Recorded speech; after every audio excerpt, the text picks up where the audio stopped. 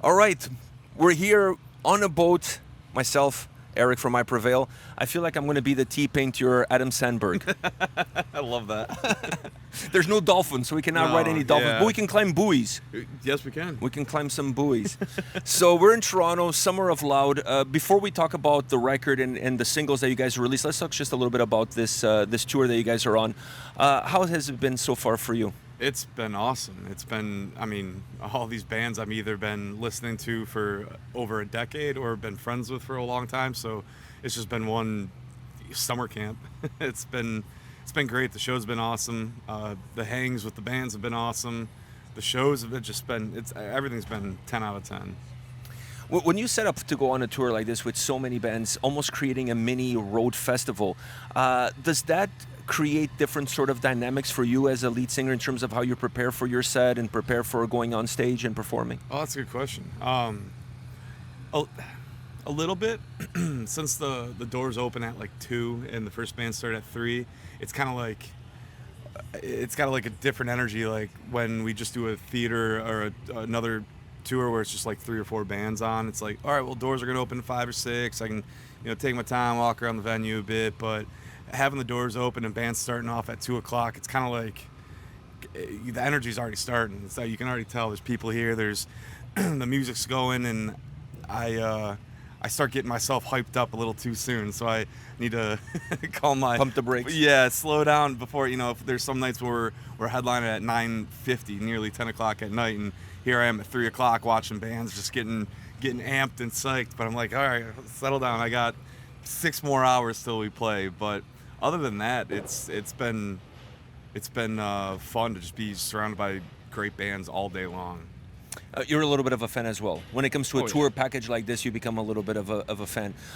You've toured with some of these bands before. You definitely played this venue before. I saw you guys here, I think, last year, if I'm not mistaken, with Hailstorm. Yep. How is it to return to a market that you've been before, knowing a little bit how things will play out, at least from a stage production standpoint? Does that also make your life a little bit easier, less stressful for the day? Oh, that's good. Yeah, coming back to venues we played, in a year or two prior, it's especially when they're good shows and the crowds are awesome, like Toronto was last year.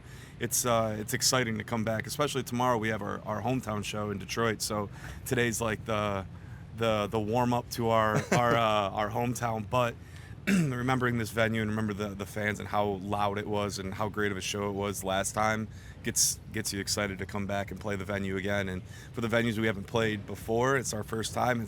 It's like exciting for a new experience, a new stage to play, a new area to play in, a new city or whatever it may be. But yeah, coming back to venues we've played, it's knowing like, oh yeah, I had this really cool moment because the crowd, the pit in the front was more active, or it was like closer I could reach out to, or knowing like, oh, this venue there's not a lot of standing room, it was all seats. Okay, so I did this last time, and that helps me prepare mentally for the show. Knowing the venue and knowing what we did last time and things like that. I have to ask you this question because the moment I saw the single drop and I was watching the video, we've done interviews before on Zoom, so obviously on Zoom you don't get the same vibe as doing it in person. But the impression that I got from you is that you're not a motherfucker with violent nature to you. So, are you? I've been known to have that, in me at times.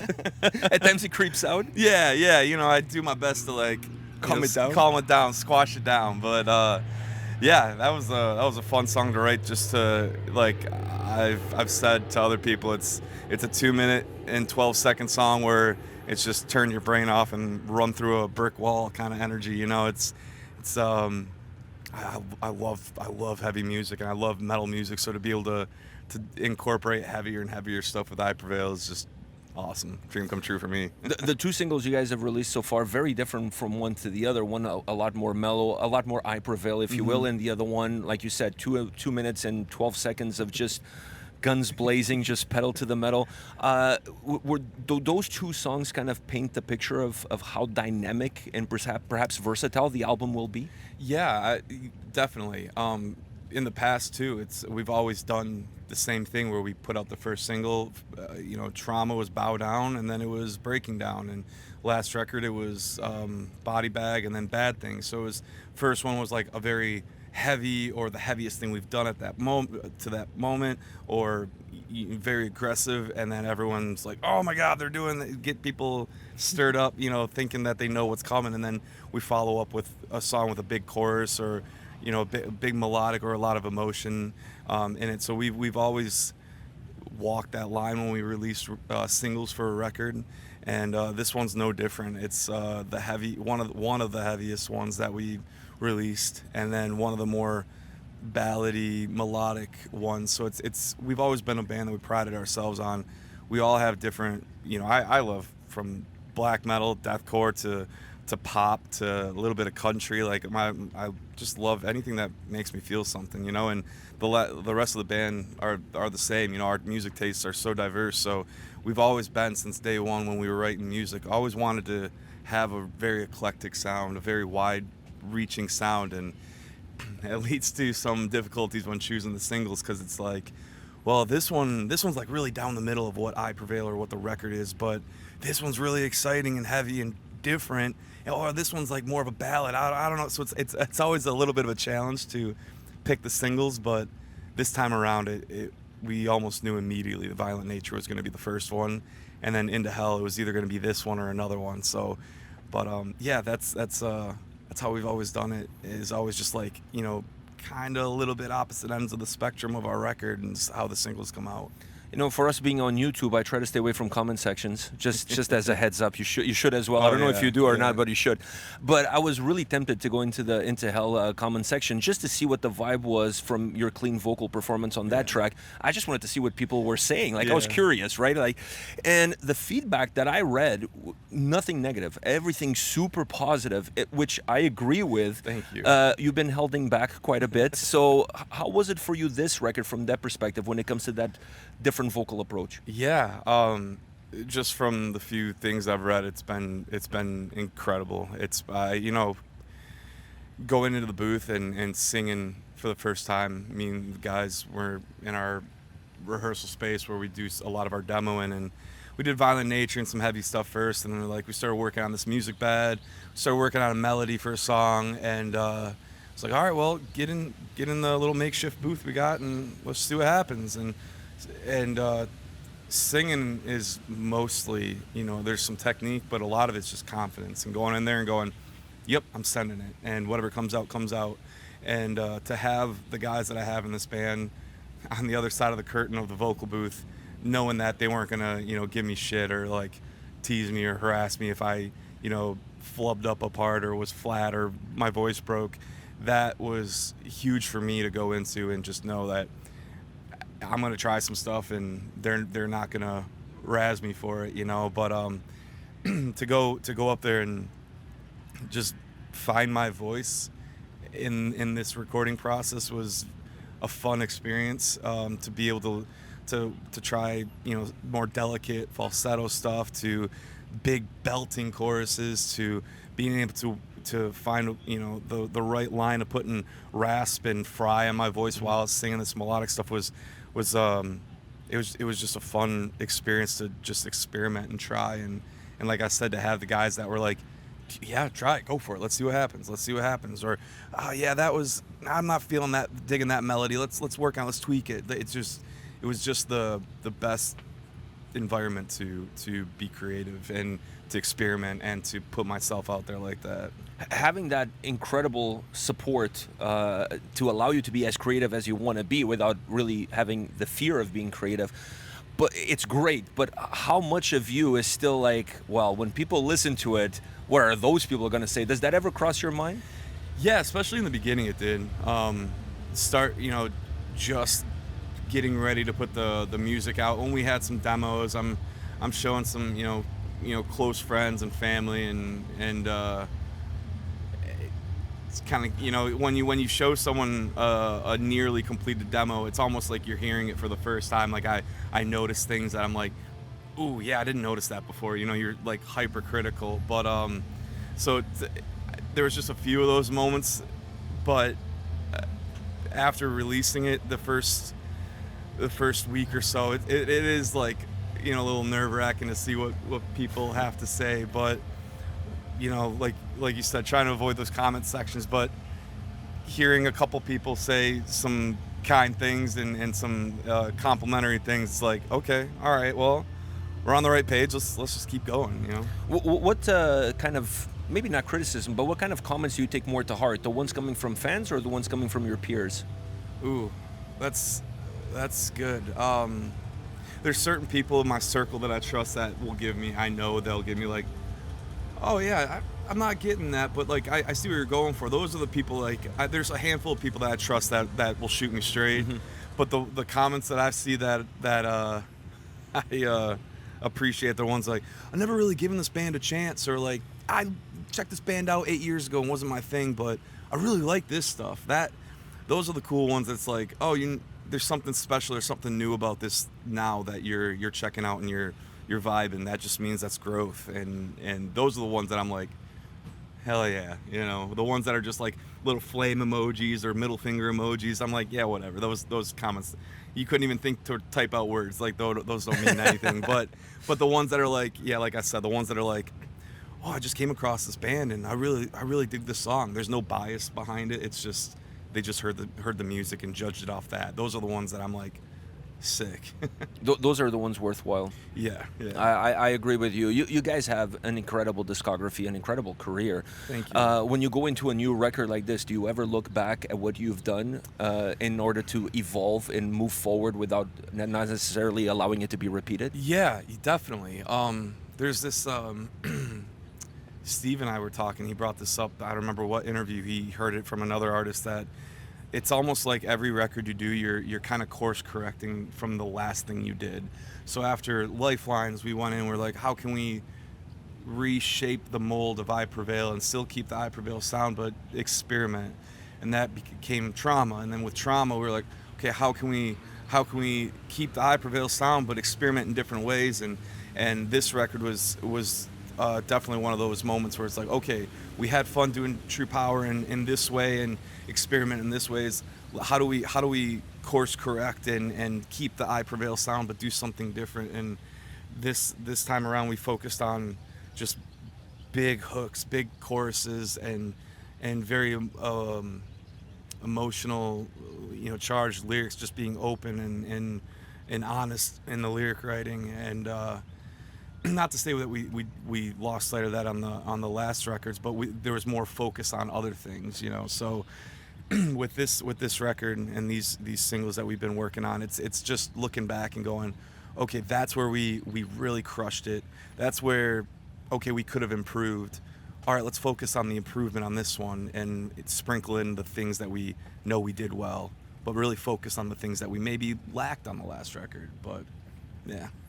Being a vocalist in the booth, in the studio, being a frontman live is two different things, two sides of the same coin, I would say. Of those two sides, which one do you feel like you have to constantly work on? Oh, that's a great question. I think just this time around, being a vocalist, like singing a lot more on this record, took a lot more brain power and creativity, where playing shows live I've been doing for 10 years, and that almost feels second nature. But I think any other time other than this, like this recording set, this album, writing this record, I would have said being a front man because how many times people come up and be like, oh, this is the third time seeing you. Okay, well, I want to make sure the fourth time is even better, or like more explosive or dynamic live, whether that's like from the stage design or what I'm doing for this song or how I'm interacting with the crowd in between this and that song. That's always been something I'm chasing and trying to get better and better. But now with this record and just being the sole frontman and singer, that was a challenge of trying to be super dynamic on the record and find my voice and find the right tone that fit the record. So this time around it was about 50-50, but typically it's more of like, all right, how do I deliver this live and make this the best show possible? How much are you haunted by the ghosts of the past when it comes to the success you guys have had? I mean, Grammy nominations, all of that kind of stuff. Do those things even weigh on your conscience when you guys putting a new record together? Not terribly. We've never written to win anything. We've written music that made us feel something and felt good. And after being nominated in, what was it, 2019, 2020, we always move forward with the mindset of like, well, we just want to write stuff that's good enough to be considered. Like someone can hear and go, well, they put everything into this. And I think that's what it just takes to have any sort of accolade like that. But it's always been feeling first, writing the music and going, oh man, I love this structure. I love the the chord structure in this chorus. It's giving me this emotion. Oh, we should chase that emotion with this lyrical content. Oh, I got a really good story about that. I can relate to that. Let's work on that. So that's always been number one. And then any of the awards, accolades, those are all great, and we're incredibly grateful whenever we're considered for any of that. But that's always just been like a secondary thing. It's always been chasing the feeling of the music first. Is it difficult to be a strong songwriter and at the same time being a great storyteller? I think that all comes down to just being authentic. If with me and the other guys writing the music, we've got 10 years, nearly 12 years under our belt of writing. So we've learned, we've worked with people, we've learned ourselves what works for us with writing, and then it's just being authentic with what we're writing about.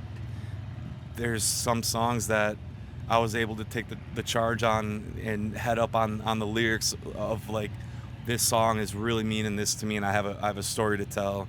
But then there's some songs where, say, Steve has some deep connection to it, and then we just talk and we share stories, and I see where you're going for. Okay, let's work on that. So, yeah, it's a challenge, but it's like a fun puzzle. It's a fun way of like, all right, this is what I'm trying to say, and this is what will fit in the music. How do we marry the two together to create the best, the catchiest song, but also the song that can relate to someone without being super hyper specific on this one event or one personal story that no one's going to relate to? How do we find a way to like share that story where if I wrote it about ABC, but you heard that song and it connected to you as XYZ, well, then that's what the song's about. It's not precious and dear to me that you have the same story or connection to it. It's as long as the music connects and relates to you, then we're doing our job. So Violent Nature comes out September 19th, if I'm not mistaken, on Fearless Records. So keep your eyes out for the pre-order links. Those are always necessary, so check out their social media for all of that kind of shit. As we start to get close to that date, does the butterfly start to get a little bit antsy? That I know it's not your first rodeo, but still, it's your new baby, and like you said, being the solo frontman now adds some extra pressure. So does this album feel a little bit extra special from that point of view?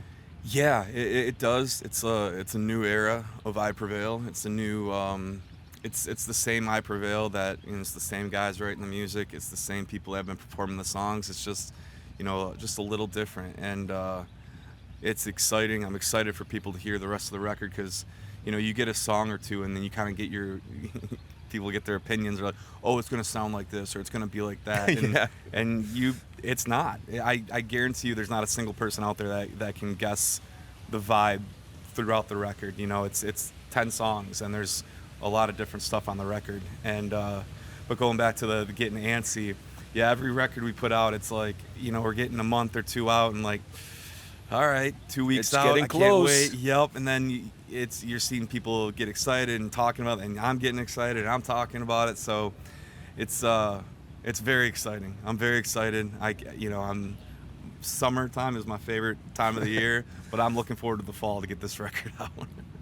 On that note, guys, once again, go check out their social media, check out their pre-order link. Eric, once again, thank you very much for your time, man. Hey, thanks This for was a having blast. me. Nice to finally do this in person. Yeah. Versus the Zooms. Congratulations on the upcoming album. You guys are going to nail it with this one. I love what you're doing vocally. I really love what you're doing vocally. So great job. Thank you very much. Hey, thank you. Thanks for having me, and thanks for listening.